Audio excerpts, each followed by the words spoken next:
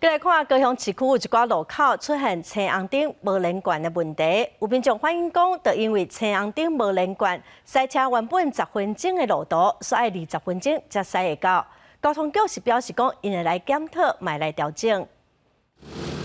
而且徛伫道路口有红灯嘛有青灯，骑车的人是哪骑哪停，这是伫高雄东进路到富林路口，这种青红灯无连贯状况，有网友嘛发现伫五福路要转东进路到高地厝遮嘛有。原本干那爱10分钟的时间，因为青红灯无连贯，煞驶20分钟。记者实际来到街路看，民众看法无同，有人认为是真困扰，嘛有人认为安全上重要。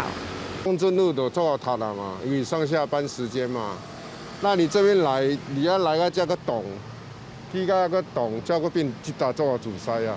安全较重要啊，对不对？你也是讲人行道，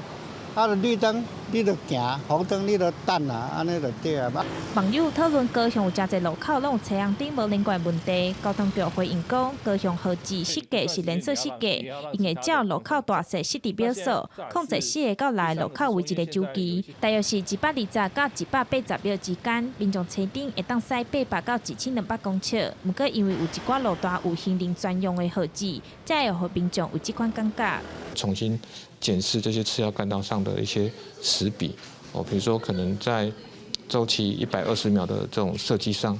那可能时比可能就50对50，就是在这个区域里面，路网整个区域里面。目前高雄市交通号志大约有5700个，有青红灯路口嘛继续在增加。交通局表示会检讨号志设计甲控制问题，且民众若是拄到号志无连贯的问题，会当向1999，也是交通局来汇报。记者钟义辉、邱兆荣高雄报道。